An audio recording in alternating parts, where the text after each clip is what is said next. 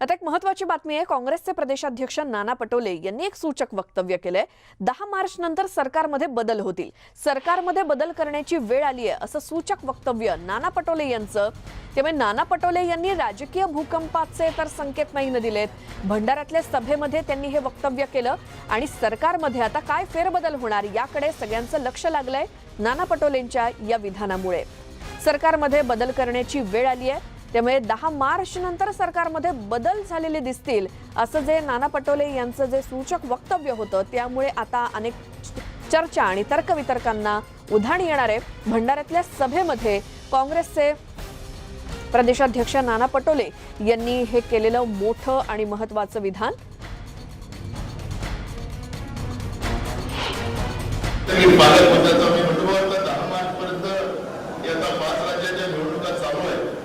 माझं मॅडम सोनियाजीशी राहुलजीशी माझं याच्यावर बोलणं झालेलं आहे। त्यामुळे 10 मार्चपर्यंत मला संधी द्या, कारण की हे सगळं जे काही चाललेलं आहे आपल्या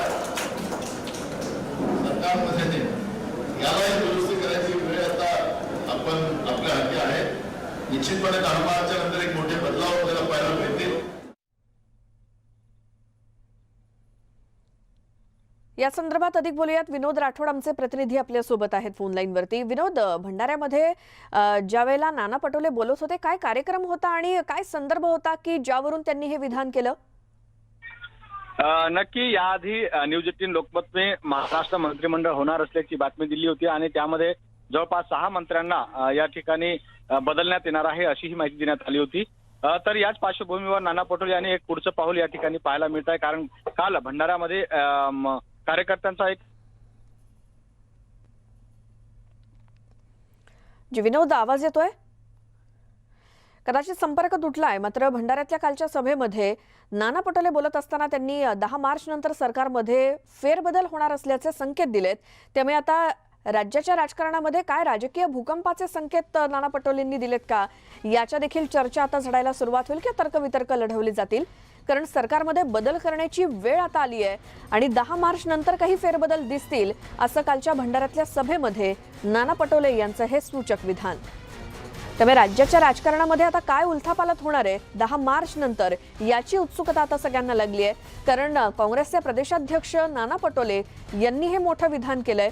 10 मार्च नंतर सरकारमध्ये काहीतरी फेरबदल होतील, कारण आता बदल करण्याची वेळ आली आहे असं नाना पटोले यांचं मोठं वक्तव्य। त्यामुळे नेमका राज्याच्या राजकारणामध्ये फेरबदल म्हणजे नेमकं काय होणार आहे? काही राजकीय भूकंप तर होणार नाही ना? भंडाऱ्यातल्या सभेमध्ये काँग्रेसच्या प्रदेशाध्यक्षांकडून हे जे काही विधान केलं गेलंय त्याच्या मागे नेमका काय अर्थ आहे याबद्दल आता चर्चांना देखील उधाण येईल। मात्र नाना पटोलेंनी हे असं विधान का केलं आणि त्यामागचं कारण काय? कारण 10 मार्च नंतर सरकारमध्ये फेरबदल होतील, कारण बदल करण्याची वेळ आता आलेली आहे असं भंडाऱ्यातल्या सभेमध्ये नाना पटोलेंनी केलेलं मोठं विधान। त्यामुळे कोणत्याही पक्षाच्या प्रदेशाध्यक्षांकडून हे असं मोठं आणि जबाबदारीचं विधान म्हणजे नक्कीच त्यामागे मोठा अर्थ आहे आणि त्यामुळे एक प्रकारे उत्सुकता सुद्धा आहे किंवा मग तर्कवितर्क देखील लढवले जातील की भंडाऱ्यातल्या सभेमध्ये नाना पटोलेंनी केलेलं हे विधान त्यामागे नेमका काय अर्थ आहे या संदर्भात आपण बोलूयात। राजकीय विश्लेषक संदीप प्रधान आपल्या सोबत फोन लाईन वरती जोडले गेलेत। प्रधान सर, स्वागत तुमचं न्यूज 18 लोकमत मध्ये। नाना पटोलेंकडून झालेलं हे विधान आहे म्हणजे अतिशय जबाबदारीचं आहे, कारण प्रदेशाध्यक्षांनी केलेलं हे विधान की 10 मार्च नंतर सरकारमध्ये फेरबदल म्हणजे त्यांना नेमकं यामागे काय सांगायचा त्यांचा उद्देश असावा, काय हेतू होता?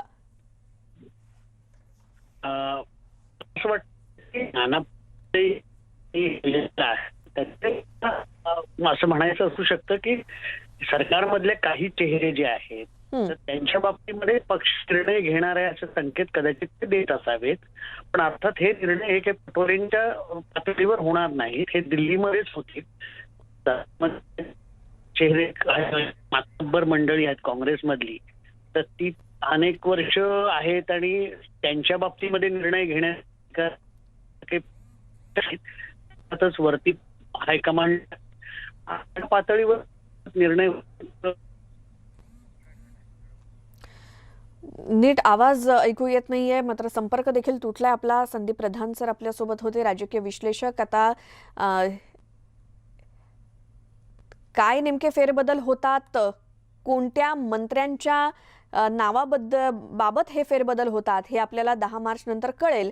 मात्र जर काही हे बदल होणार असतील तर मग ते कोणाच्या बाबतीत, ते मंत्री नेमके कोण असणार याची सुद्धा एक प्रकारे उत्सुकता आहे. जर राज्याच्या मंत्रिमंडळामध्ये काही बदल होणार असतील किंवा काँग्रेसच्या मंत्र्यांबाबत जर होणार असतील तर मग ते नेमके नेते कोण, ते नेमके मंत्री कोण याबाबत सुद्धा उत्सुकता आहे.